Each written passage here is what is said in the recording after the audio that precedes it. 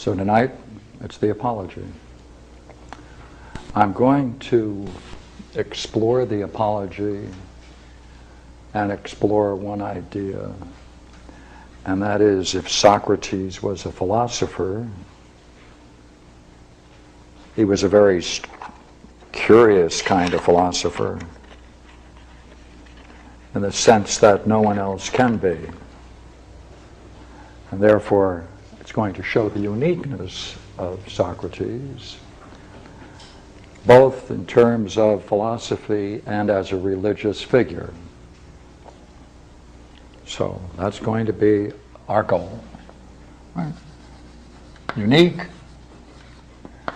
both in the terms of philosophy and, now I want to use the word religious in a different sense. Religious sometimes signifies from the Latin to be bound together. So rather than that, I'll say spiritual.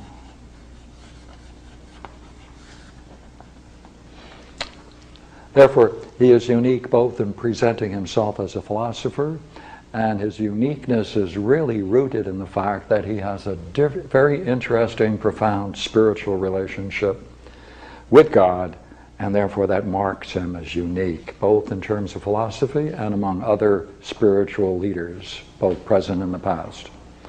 So, as we usually do, I would first just like to look at the architecture of the work. Let this be the entire dialogue. It starts in terms of pages 17, and the Greek, Stephanos number 17a, and it ends at 42a. Some 25 pages. The apology, presumably, on one level, is Socrates' defense. And the whole issue of the apology is, what is he defending? That's what we want to explore. He talks about the charges against him as the old charges and the new charges. He introduces the old charges first at 19. 2 pages, as it were, into the text. It goes on to 24. And then he says, that's enough. So the old charges extend from 19 to 24. The new charges pick up at 24 and go to 27d.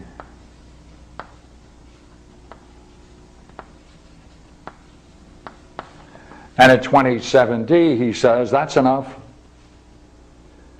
So the question that we have is rather curious. Let's see if we can make it even clearer. At 36a, the vote, first vote, there are 2 votes.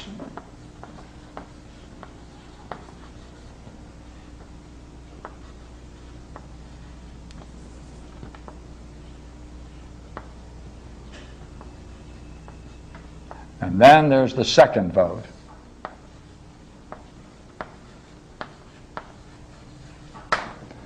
And that's at 38c.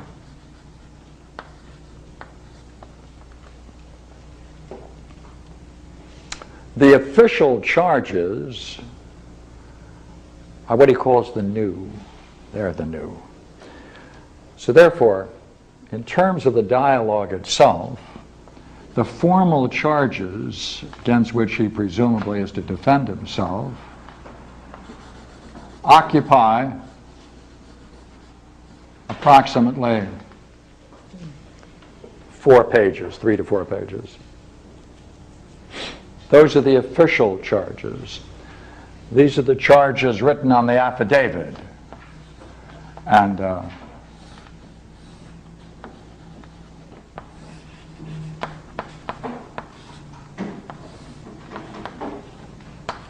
these are the official charges.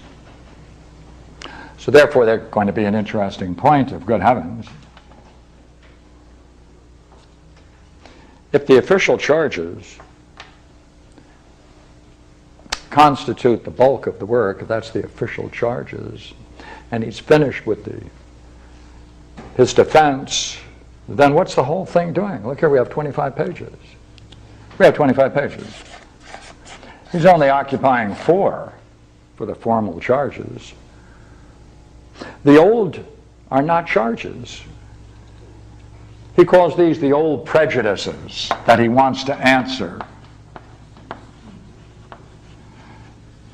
So here is this curious fellow. He's being formally charged with breaking Athenian law.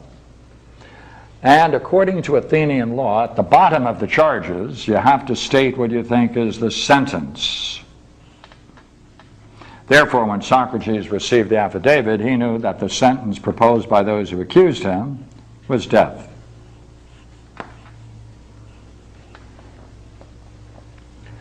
Therefore, you have to vote twice. You have to vote first to see whether or not you consider that he is guilty of the charges.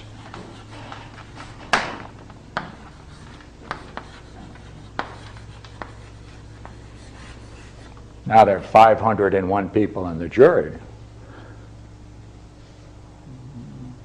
So the first vote must be the 501 must decide whether he's guilty of the charges. Then Socrates can offer an alternative sentence.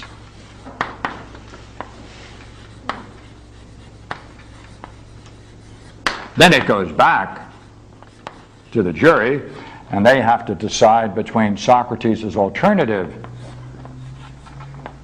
sentence and the one specified in the affidavit.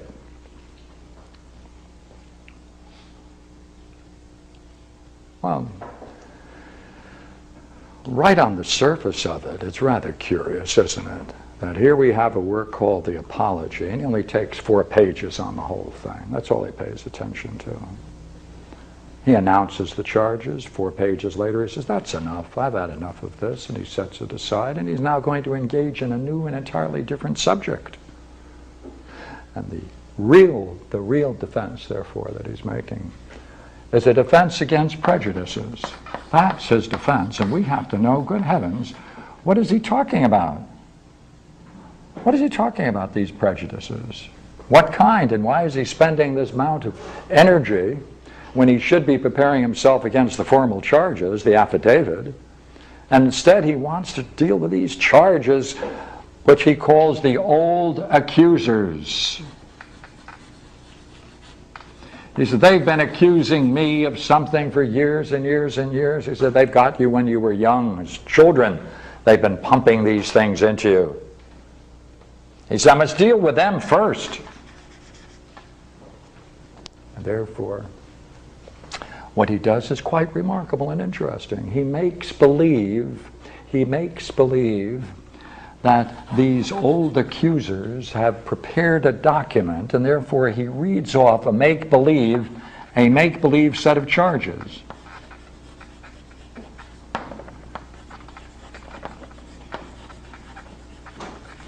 That's what he does. He says, now I'm going to make believe that I'm reading a make-believe set of charges to express into words what they really are accusing me of. And what they're really accusing me of is this old prejudice. How long does he take for that? Just 4 pages, just like that.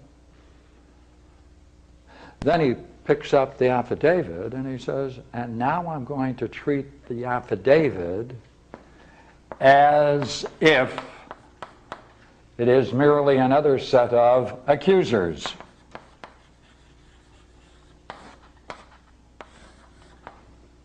That's all he's doing.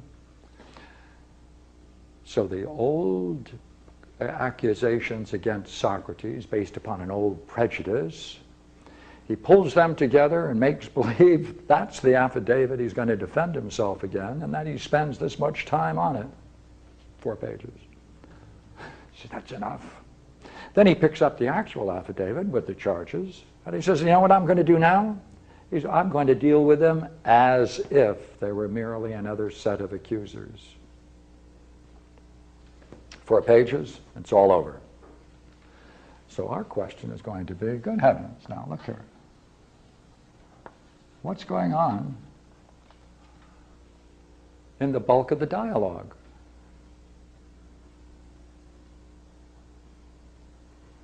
Practically 10 pages. This material, what's going on? Could have been left out. Could have been left out entirely. Matter of fact, you might even argue, he didn't need this either.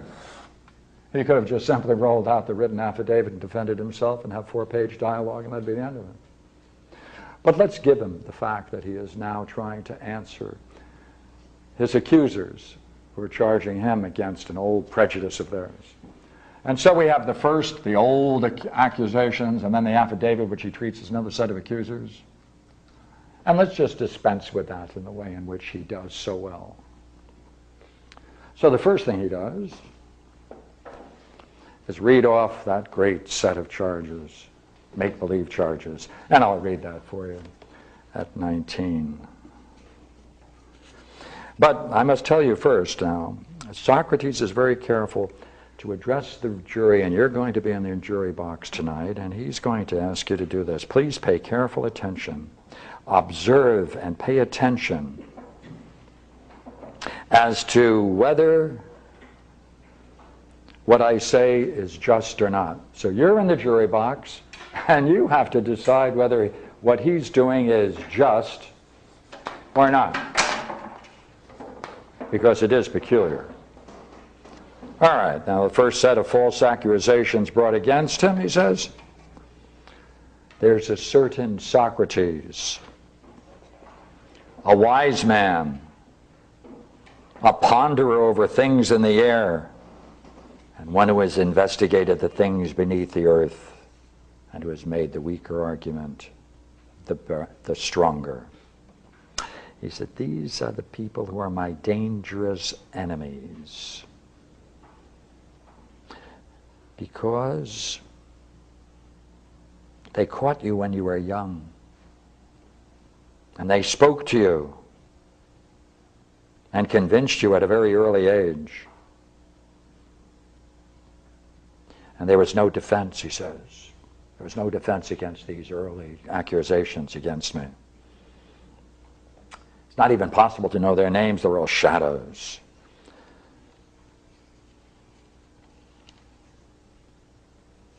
Then, curiously enough, he puts these aside, you see, and he rephrases this set.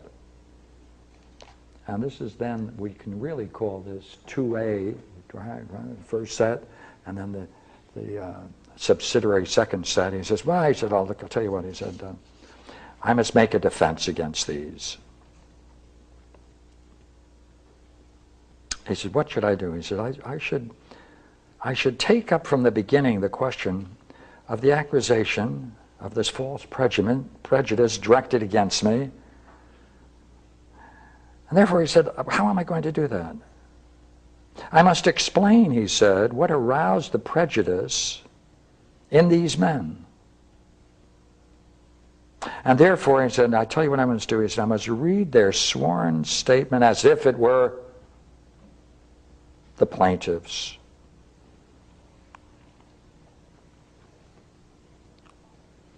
So we have something curious here, see? We have a restatement of the accusation in two forms. One, of course, comes from Aristophanes. And here's the second. Socrates is a criminal and a busybody, investigating the things beneath the earth and in the heavens, and making the weaker argument stronger, and teaching others these same things. This is the one I will deal with, he says. I'll deal with this. And he says, look here, the whole idea that I have some wisdom is just simply wrong. I have no wisdom. He said, if anybody can investigate the things beneath the earth and in the upper heavens, he said, it's very good. I think it's wonderful that they have such skills. He said, I don't have any. So he discusses this and shows them to be found groundless. He said, therefore, look here, it might occur to you, therefore, to raise the question, if I'm rejecting all of these early accusations against me, then how is it that I gained a certain reputation for these very things? He said, I'll tell you how the prejudice arose. He says, a friend of mine, Shaphiron, he said, had the trouble to go before the Delphic oracle and ask them about me.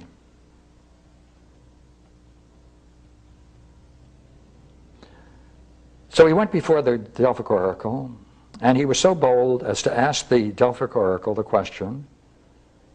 He asked if anyone was wiser than I. And the answer was, no one is wiser. Now, you have to picture this, all right? He's going to give you the reason why this prejudice was built up against him. His friend went up to the Delphic oracle and said, no one is wiser. Now, the Delphic oracle is sacred to Apollo.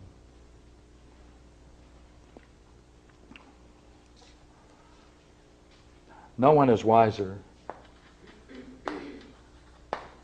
No. If he accepts the gods of the state, Apollo is a god of the state, Athena, Apollo, I imagine he would accept that.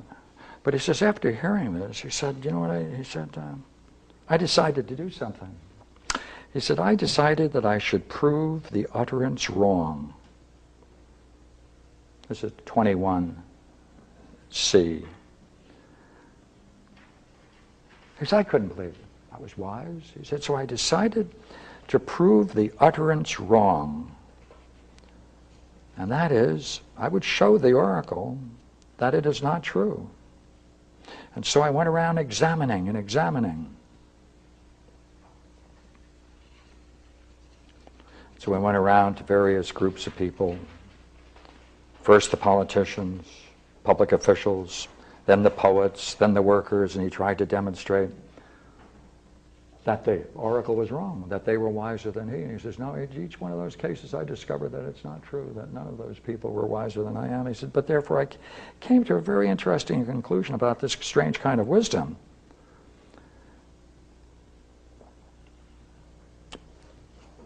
He says, I'm neither wise in their wisdom nor foolish in their folly.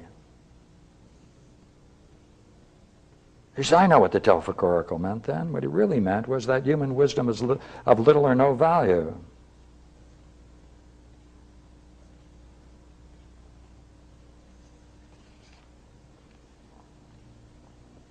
So, well, you know, as I went around to this one group after the other group, I first went to the politicians, the poets, and the workmen. A lot of young people came around and followed me. And they were influenced by me, and they started imitating what I do. He said, that's true, that's what they were doing. But I didn't teach them. They picked up things by themselves of what they saw me doing.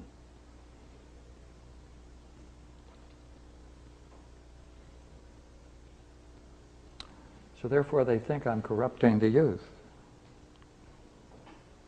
But I ask them, by teaching them what? And doing what? He says, because I haven't taught them anything, and I'm not doing anything other than going around questioning. They're at a loss. Now here's a line I want you to have. They have nothing to say, but they do not know, and that they may seem to be at a loss. And they say these things that are handy to say against all philosophers. These are the things they say against all philosophers. That's what they're doing. It's against all philosophers that they're charging us. He says, that's what they're doing. They're charging. This is the prejudice. He said, but I don't think I'll be able to remove this prejudice from you in so short a time as allotted me at this point. He says, but I do want to review it.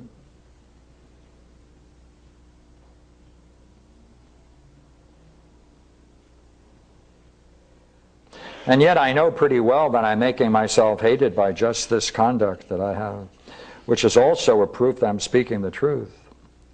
And this is the prejudice against me, and these are its causes. Well, he says, Now, as far as these accusations are concerned, which my first accusers made against me, this is sufficient. Now there's another set. So once more, I will pick up this charge, he says, but I'll treat it as if they were another set of accusers. Let us take it up in turn. Let's take these charges up. All right, now these are the formal charges. Socrates is a wrongdoer, corrupts the young, and does not believe in the gods the state believes in, but other new spiritual beings instead.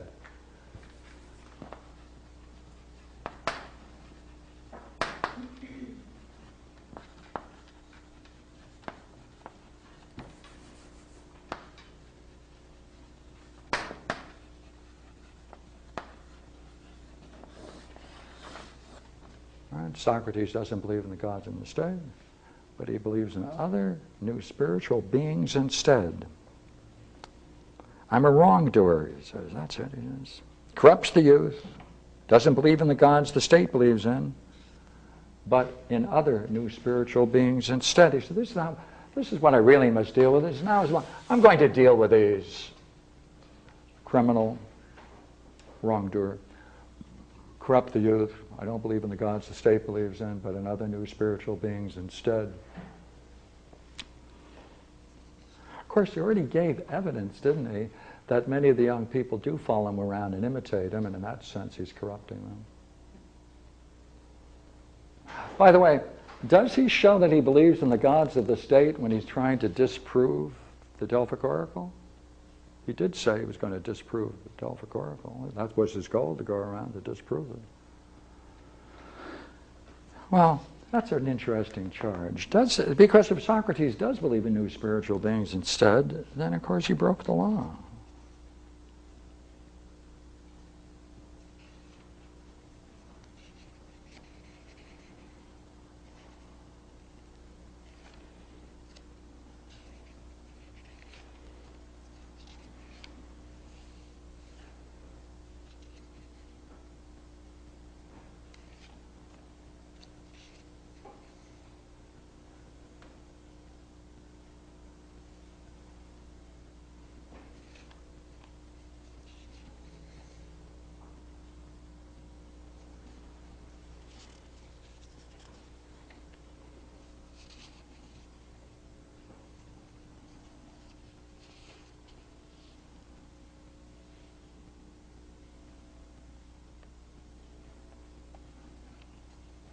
I have a great quote I want to share with you. And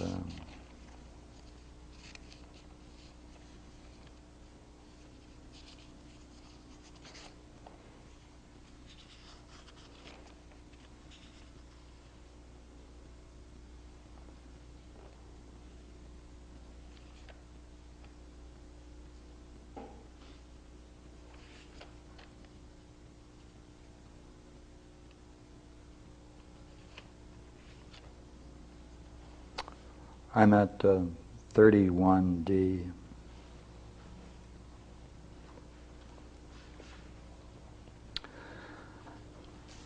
Perhaps it may seem strange that I go about and interfere in other people's affairs to give this advice in private, but don't venture to come before your assembly and advise the state.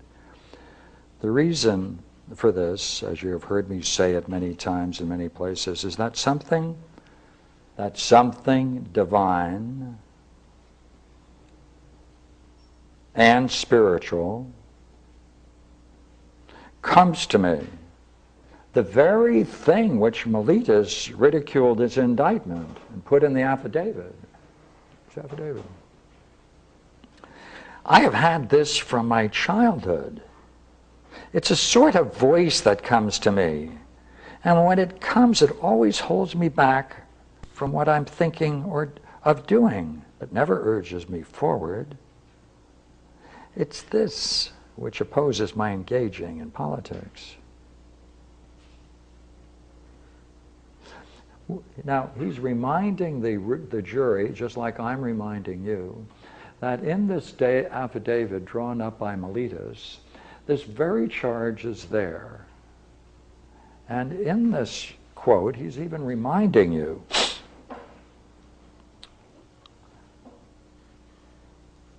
that there is something divine and spiritual comes to me, the very thing which Meletus ridiculed as indictment.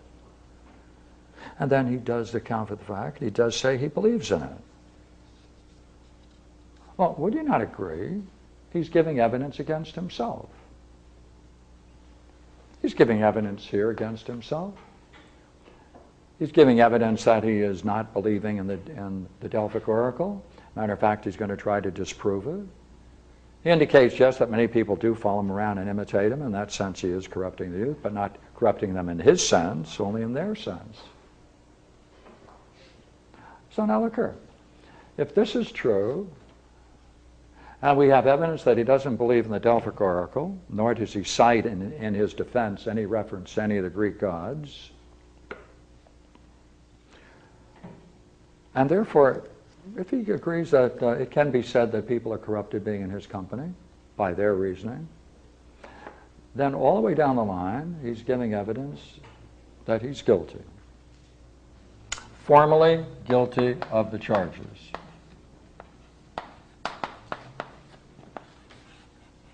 Whether or not the charges are just is another question.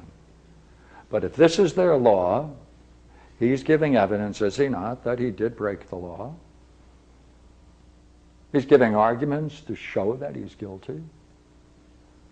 And therefore, when the people vote, if they look at the evidence, which he himself gives, no one charges him with anything additional, he's guilty. And so the vote is made, and the vote comes out, and sure enough, they find him guilty of the charges. And then Socrates considers his whole case, and he then recommends an alternative sentence, which is, he says, I think I deserve something since I've been doing so much for the state my whole life. He says, I want maintenance, free room and board. I want to be maintained. So I want free room and board in the Prytaneum, which is one of the great sacred buildings up in the Acropolis, for the rest of my life. And since we know something about riotous parties he attended in the symposium, and all his cronies piling in at the last minute and drinking up a storm, that's a very interesting alternative sentence. Free room and board in the Prytaneum. Like the Blair House. And so they go back once more, and they say, Socrates, we can't accept this alternative sentence. Death. And that's the dialogue. Only thing we have to wonder about is, what's this? 10 pages.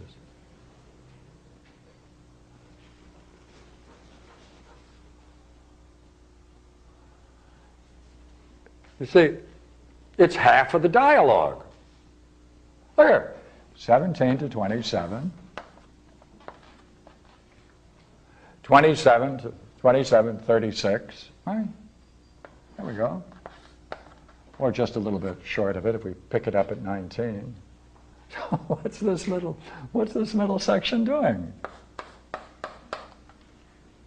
And that's really what I want to talk about. That's where we're going. So, let's take a look at what he's doing.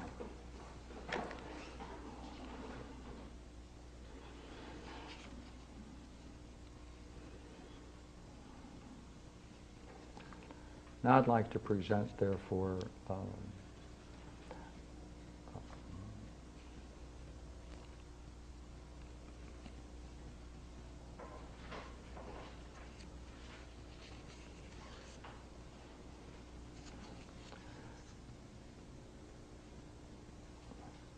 Twenty-four, 27 is right, that's right.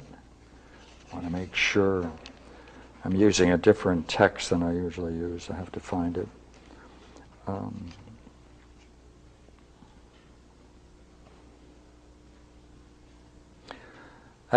Exactly at 28. Well then, men of Athens, Socrates addressing the whole audience, 501 in the jury box. Well, men of Athens, that I am not a wrongdoer according to Meletus' indictment, seems to me not to need much of a defense. But what I have said is enough. That ends it.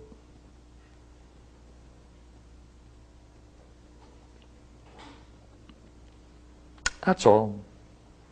But you may be assured that what I said before is true, that great hatred has risen against me in the minds of many persons, and this it is which will cause my condemnation. If it is to cause it, not Meletus or Anytos, but the prejudice and dislike of the many. This has condemned many other good men, and I think will do so, and there's no danger it will stop with me. So it'll go on. It's not Meletus, it's this prejudice. It's not going to end. He said, well then, you might ask then, why am I conducting myself the way I am doing? What am I doing it for, he says. You think, well, I'll tell you. He said, I must tell you what I'm doing. So I have a post. Very much like in the military. For thus it is, men of Athens, in truth, that wherever a man stations himself, thinking it's the best to be there, or is stationed there by his commander, there he must, as it seems to me, remain and run his risks, considering neither death nor any other thing more than disgrace. He said, I've been commanded in military posts, and that's where I have placed myself. Here's where it starts now. But when the God gave me a station, as I believed and understood, with orders to spend my life in philosophy and examining myself and others, there, right, that's his post. With orders to spend my life in philosophy and examining myself and others. He said, if I were to desert my post through fear of death or anything else, he said, I would be disobeying the God. He said, don't worry about death. There's nothing to fear about death.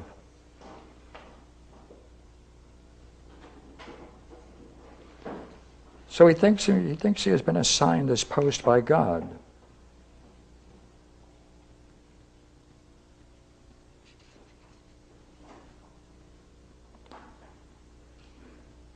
For know that the God commands me to do this, and I believe that no greater good ever came to pass in the city than my service to the God.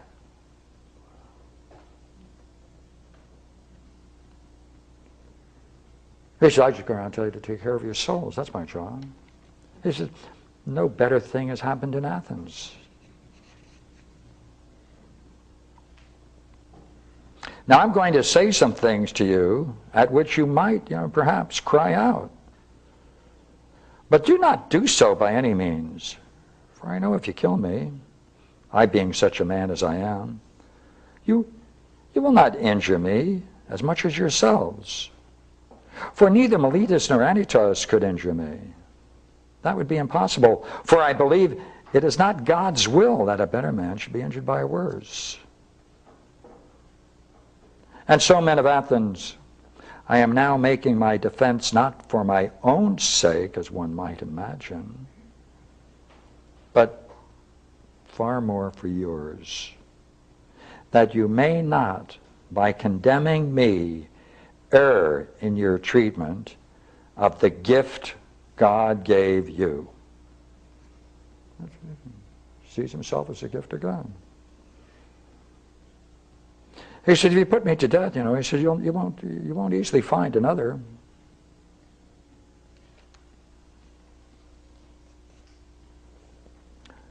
He said, I'll tell you what I am. He said, I'm a gadfly. I think that God fastened me upon the city in some such capacity, and I go about arousing and urging and reproaching each one of you, constantly alighting upon you everywhere the whole day long.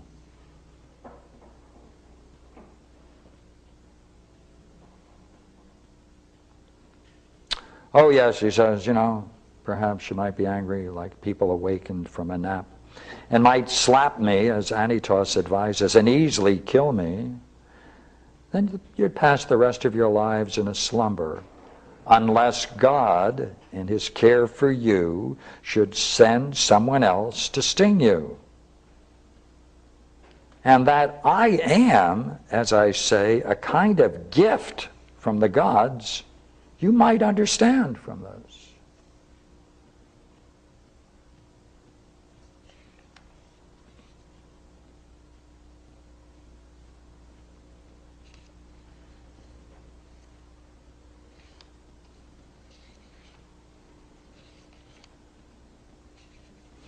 Now, I made a rather bold statement before. I said that I want to make a claim that I think Socrates is making a unique claim. And the uniqueness has not so far been addressed. I now want to see whether I can address it.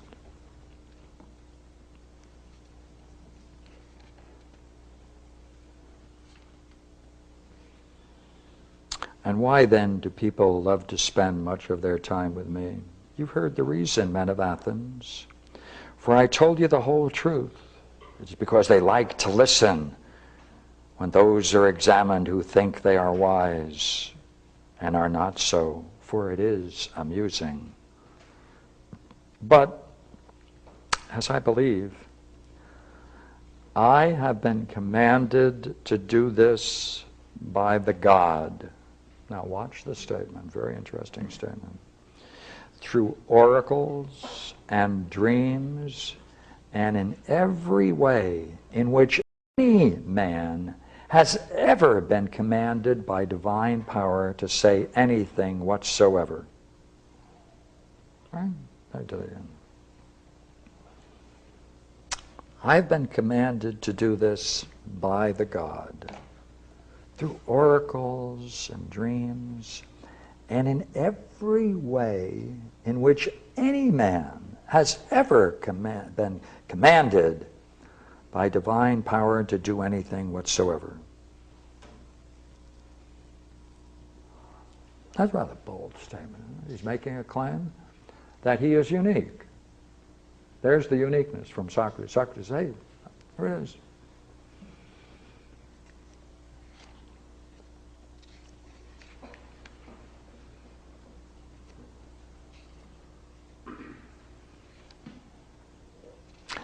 Now, one of the old rhetorical tricks is that after you make your statement, you try to leave something for the people to remember you, right? Some old rhetorical trick. Well, Socrates has a great line. Just before they go to judge whether or not he's guilty of the charges, he has one statement. He brings them. Right? And it goes all the way back from the beginning and pulls it all together.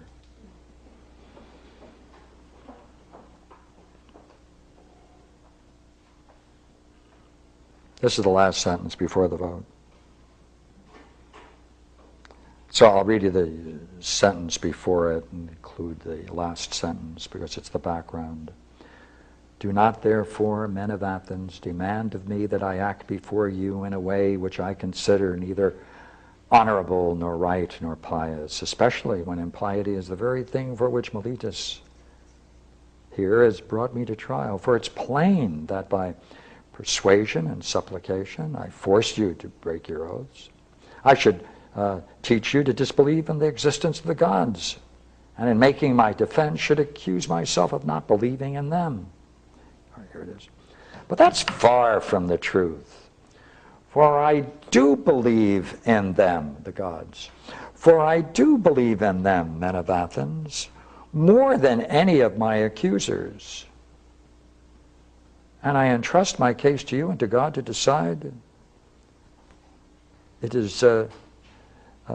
it is as it shall be best both for me and for you.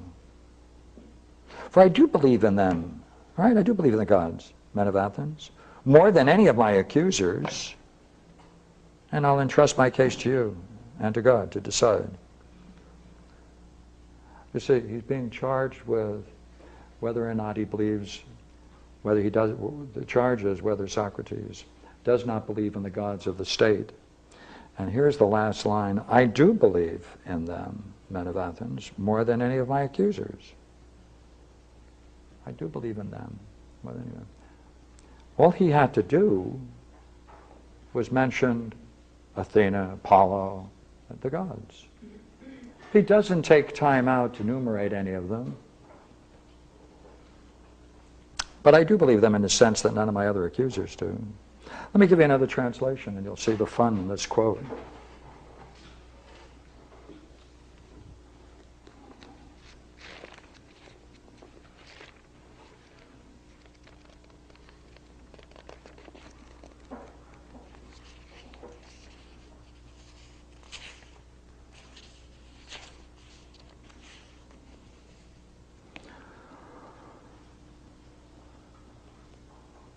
But I am far from that, gentlemen. I do believe in a sense in which none of my accusers does.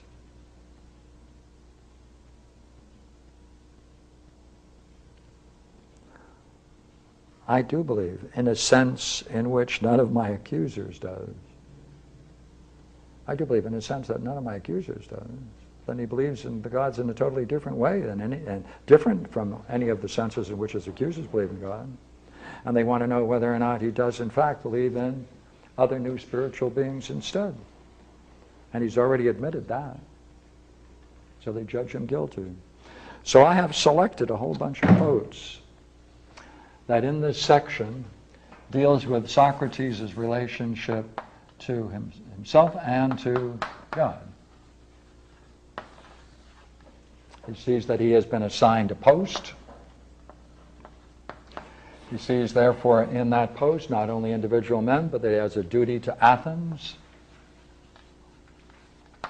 Right? Has a duty to wake up a whole city. He thinks there's no better show in town than his show. He thinks he's been commanded to do that. And he thinks no one else. Right? I've been commanded in a way in which, in every single way in which any man has been urged to do the divine. So I've met them all. Oracles and dreams, and in every way in which any man has ever been commanded by a divine force to deal with this issue, and that's what he does. So he's placing himself on the very high level of spirituality. So what is he defending? He's defending philosophy. That's what he's defending. His brand of philosophy. His brand of philosophy expresses itself on that level of spirituality, which we find in the other dialogues as well as here. So let me throw it open to questions. I think I've said enough.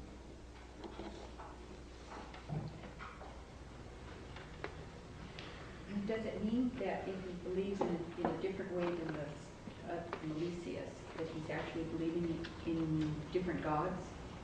Well, that's the issue, isn't it? Let me do it again. You can see it again.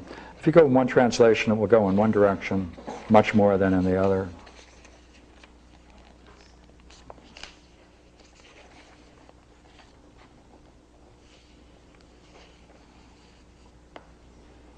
I do believe in a sense in which none of my accusers does. Okay?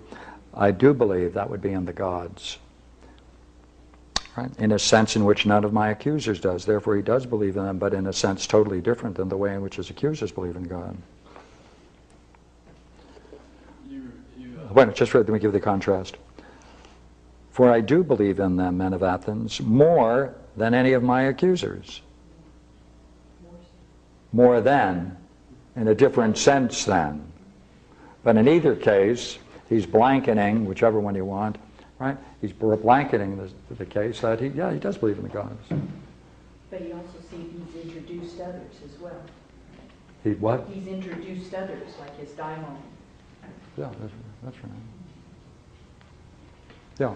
Yeah, you said that line like 4 times earlier, and I didn't get the insight that he was addressing the accuser's accusation, their charge against him, until just now, until she asked the question that, yes, I do believe in gods in another sense than my accusers did, just dealing with their charge, reflecting their separation from his brand of spirituality in their accusation.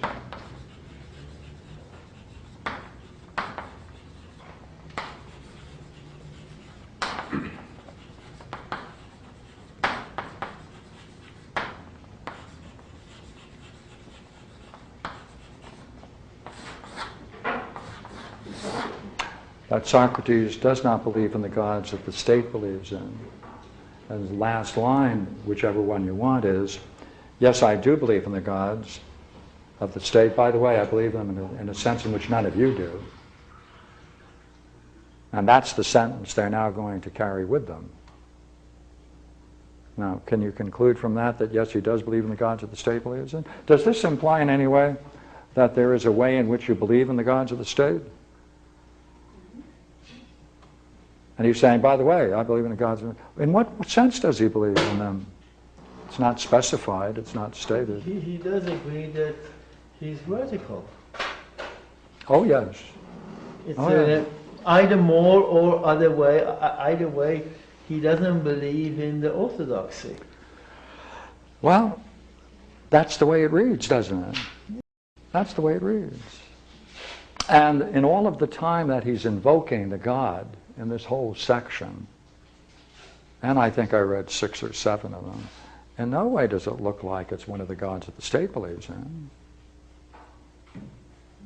He could have said at that point, by the way, there's some question about whether or not one of our gods happens to have been the cause of assigning me this post. Well, it happens to be Apollo. He didn't do that. Right? It's nameless. Right?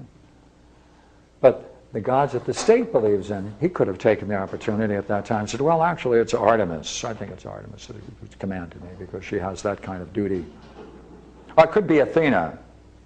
No names. Now, this is his defense, and if you would agree with me, that you don't want the jury to walk out with questions about your intention or what you mean, what you're doing. And it looks like, therefore, you can freely... See, is the question... It's often people think, some authors, especially the translator of this dialogue that I just read, think the charge is that he's an atheist, that the state is charging him with atheism. But that's not the case. It's not the case that he's an atheist. If he believes in other new spiritual... I mean, that's what I was under the impression too, but how can he be charged with other new spiritual beings if he's an atheist? Yeah, right. And instead of the gods of the state. Yeah. When he begins to dialogue with Miletus, Miletus changes it to atheism. Oh, yeah. Yeah. But even though he was able to make him change the statement, the affidavit, the statements and the charge in the affidavit remain the charges. Yeah, yeah, right. Yeah, so yeah. he contradicted his own Yeah. Now, in the earlier dialogues, he does charges. talk about the gods of the state. He does talk about Zeus, etc.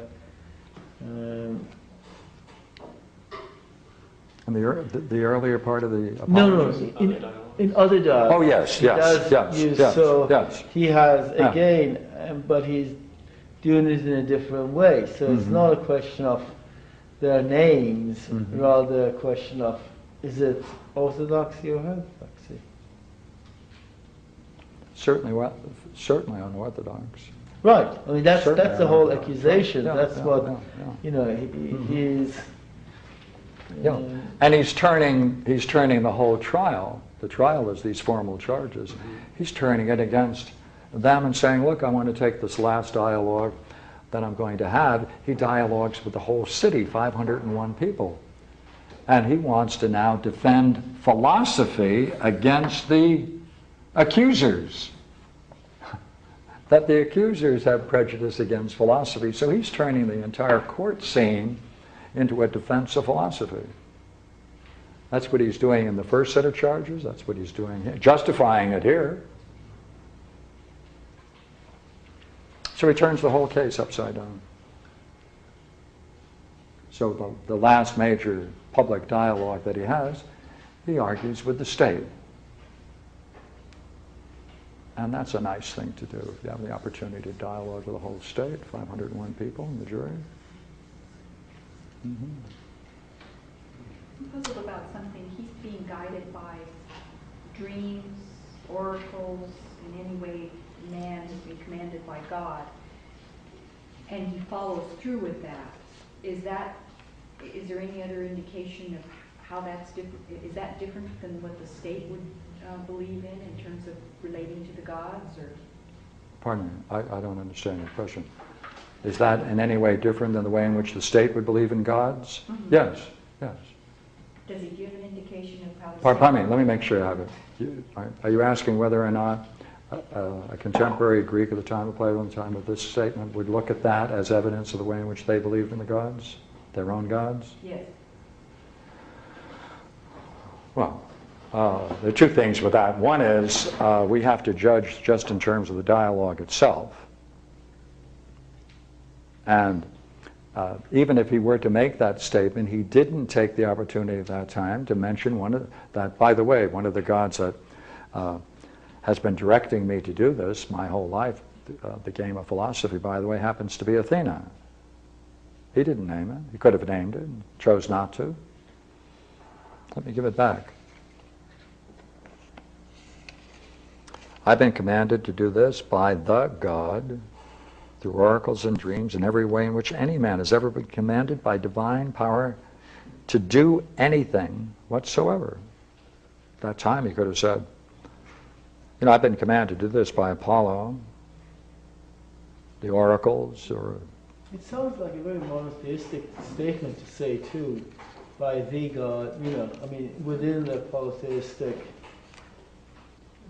system, his new spiritual being, which I presume that's what he's talking about. Well, when he says God, he's talking about the one, right? Right, I mean, it seems... See, he could say, a God, Right. your God, our God, the God, my God. Thank you. All right. Or God. Or just let the whole business of the article drop out. I have been commanded by God. Well, this is the whole problem, isn't it? What's the significance of this? Because we know if this were chosen, it would mean then that there are other gods. That would be quite appropriate, a God, since they are polytheism. Right? Your God. I identify, by the way, I'm identifying with your God. Same God with your God. That's the God that has urged me to do this. My God. Uh-oh, dangerous. Different. Our God. Communicality. We both share the same thing. God. Unspecified. The God. Uh-oh. Which one? No. That's not A.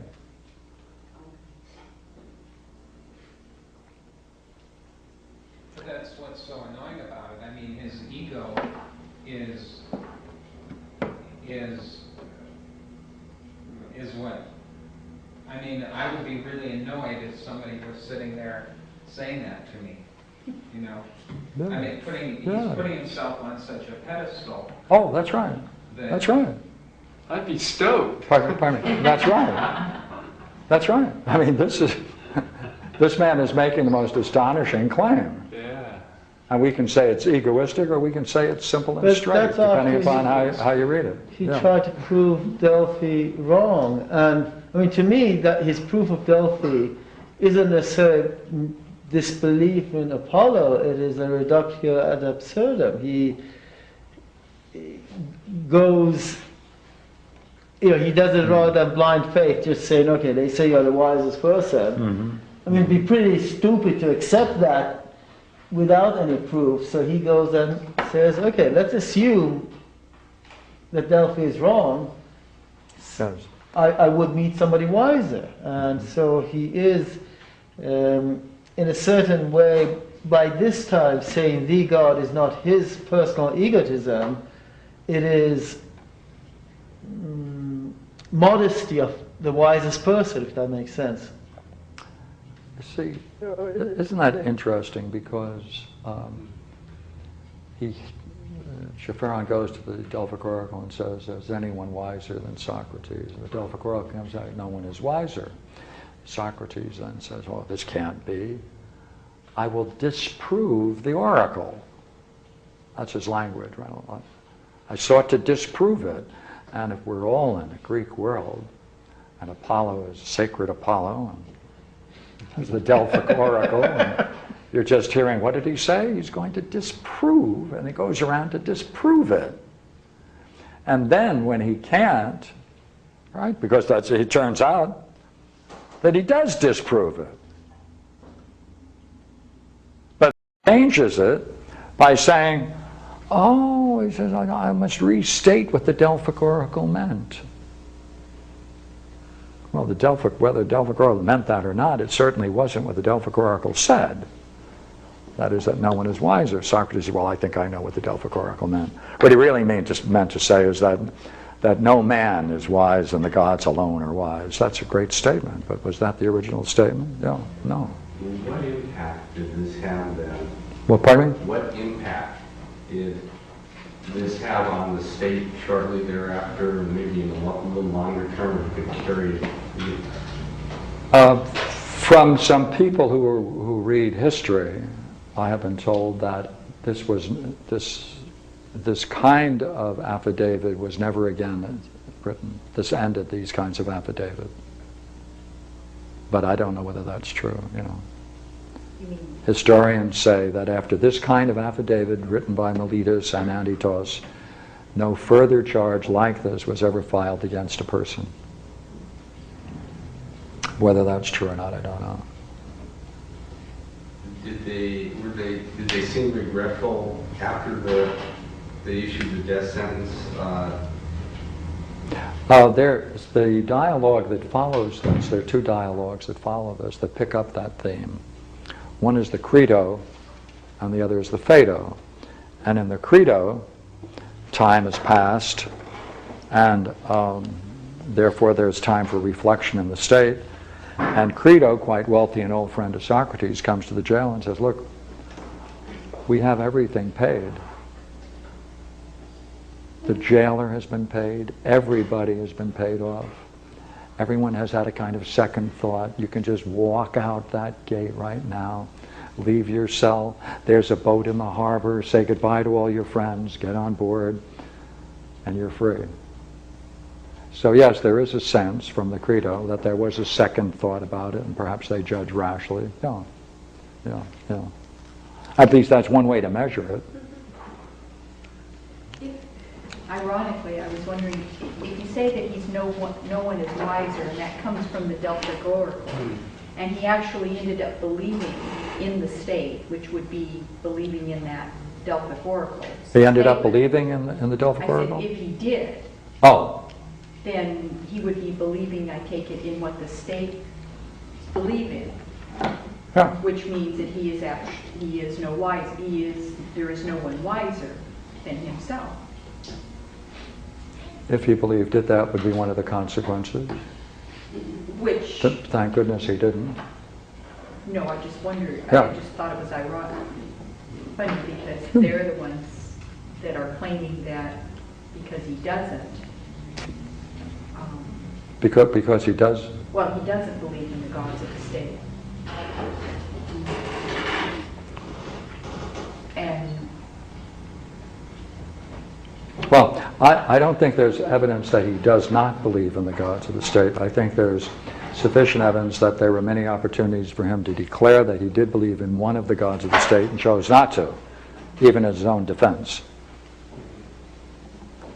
faith. That wasn't exact. There's definitely a difference between his belief in God and the accuser's belief in God. That's what he says himself. Yes, quite true. How do you know it's a demon? Where is it that you get the information that the God that Socrates would be looking toward would be a demon? No, I didn't say. I was just making up some names, Oh, okay. possibilities. All right. Artemis, I thought you were Athena. saying- so that's No, the one that no, You knew for a fact? no. I used more than one. Oh, okay. Do you have any idea where chronologically the Delphic Oracle, what they said about Socrates took place? I'm just wondering whether that happened before or after he has gone through all this conversation with the divine, or has that been happening his whole life Well, the voice had been with him from childhood. from child? We know that, right? Shepheron has been dead a long while, he said, and therefore, a long while, whatever Socrates was at that time, minus a long while is the age one. But beyond that, I couldn't tell you. I don't know. So that's when he started his questioning then. That's when he actively, yes, His inquiry. yes, that's when he actively went around, because that's when he sought to disprove the oracle, and therefore he went around first to the political leaders, and then the poets, and then the workers. That's right. So it looks early, doesn't it? Yeah, but how early, I don't know. But Is this sort of analogous to the mythology of Jesus Christ? Because I know he sort of went around, saying he believed in one God. All these people were following him around. Then he went before Pontius Pilate or something. There was a judgment. Blah blah blah. The guy sort of said, well, I follow God. Da da da da. All that stuff. So, Yeah. They're both trials, but this is a lengthy defense, and of course we don't have that on the side of the day of Jesus. But there are certain similarities there. One is, of course, that biggest one is whether or not Socrates is a martyr. Yeah, martyr is usually when you die for a belief. he died in defense of something, right? He took up post defending philosophy. Well, you could probably argue the same way for Jesus Christ, probably.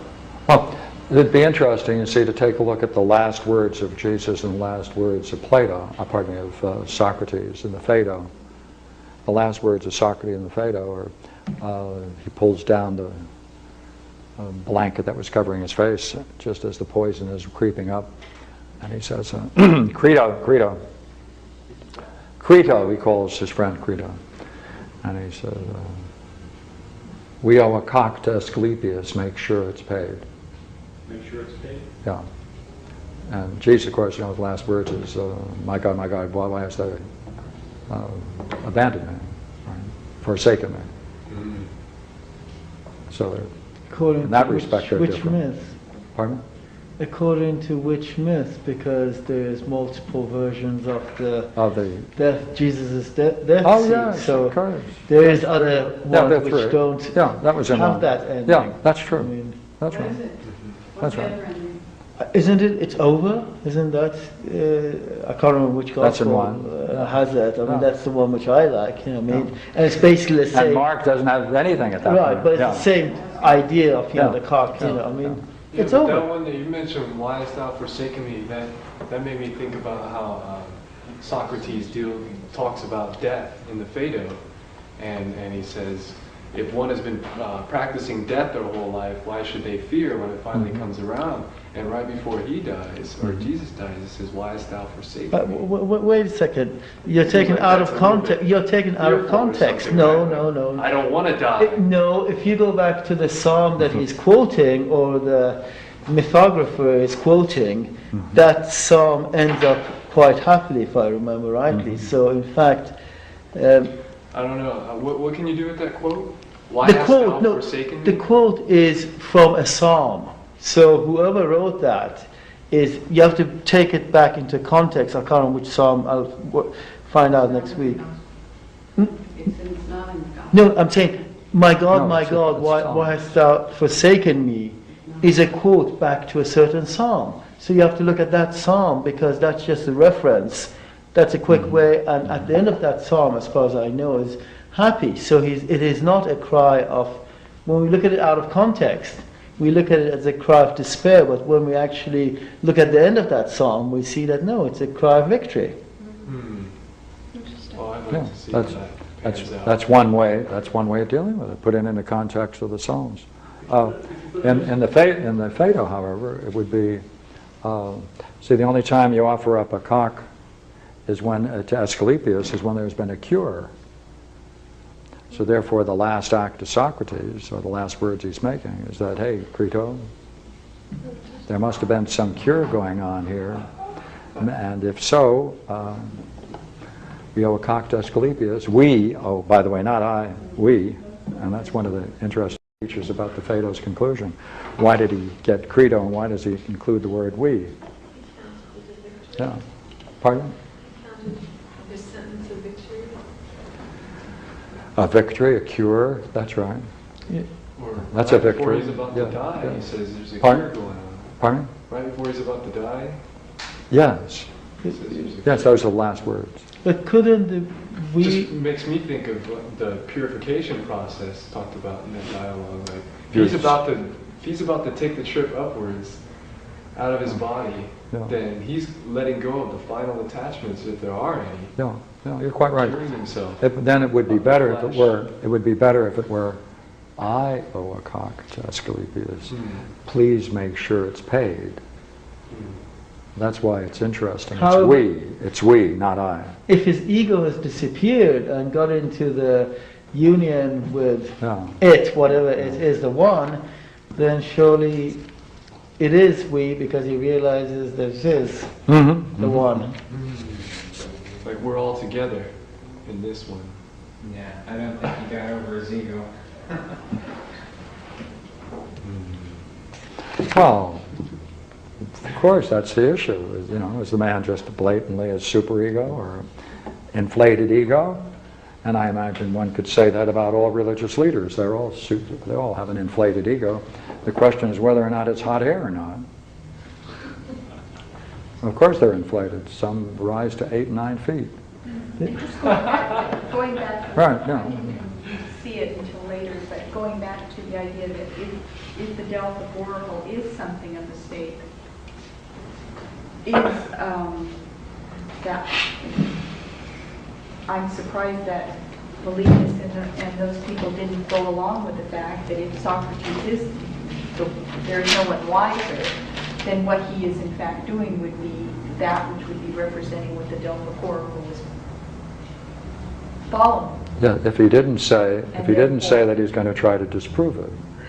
Well, he does try to disprove it. Pardon? He does. Yeah. So it seems like they should be upset with that. Well, therefore, he doesn't believe in the God of the Delphic Oracle.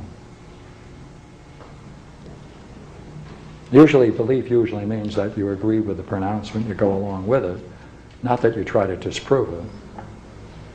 Right? Can you imagine the Old Testament, one of the prophets saying, you know, I'm going to disprove this? So he should have gone along and believed it. He should have. I didn't Yeah, say sure. that. I didn't say that. His vision is the opposite, yeah. I know, but Meletus would have said, you should have gone along and believed that no one is wiser, Socrates. If that's what the Delphic Oracle is saying, then you should believe that. And since you didn't believe in the gods that the state believes in, therefore he's guilty. Yeah. But when he says, when the cock crows, we owe a payment, is this again another one of those like universal, absolute sacrifices? Because like there's a cure, like is it a cure for him or is it a cure for all of us? Well, you want to deal with the we. Yes, Yeah. so do I. There are many ways of trying to understand that, yeah. And, yeah, So yes, there go- could be this. yeah, just for a moment. Yeah. Interesting thing is that, like Jesus, there's another parallel, or Krishna, he has his mystical experiences from the time he's a child. He has these voices, whereas, let's say, Muhammad only had his first mystical experience when he was 40. So he, and as I said, the other two people who come to mind immediately, their stories is that both Jesus and Krishna appear to have had their Yeah. discussions with the one very early in life, whereas others, late bloomers. Yeah. Yeah, but Socrates appears to have handled it quite differently than those figures. With Well, respect to we're having- not- going about the questioning. We're only in touch with what their mythographers. I mean, you could say Plato is Luke or Matthew or whatever to Socrates. Yeah, but Plato shows the method in the way he writes of questioning, dialogue, coming to conclusions from possible premises. He Has a method. does it very clearly. Yeah. Right, but I'm saying that we don't know how much of that is Plato, how much of it is historical Socrates. So I take the story and say, well, this story is what I'll analyze without caring about what portion is historical, what portion, because it is a story that is a That's teaching right. story. That's right. Mhm. That's right. He sets up. There are his many teachers. people that do that. They take it ahistorically, and they don't root it into history. That's right. That's right. And since one of the arguments against that is the fact that since he puts so much concern with particular things that are occurring in a society at a particular time, that he himself has an interest in his own history. And therefore, somehow you have to balance the two. But to the degree that significant data is external to the dialogue, it's to that degree if it's significant, and not part of the dialogue, to that degree it's a weak dialogue. So I certainly think that it's often worthwhile finding out what historians have been able to contribute to it, but to the degree that what they find is significant and essential to understanding the dialogue, to that degree Plato's vision was lacking. And I haven't seen that yet. But I do think it can support it and can add interesting features to it. Okay? Thank you. We will play once more. Thank you.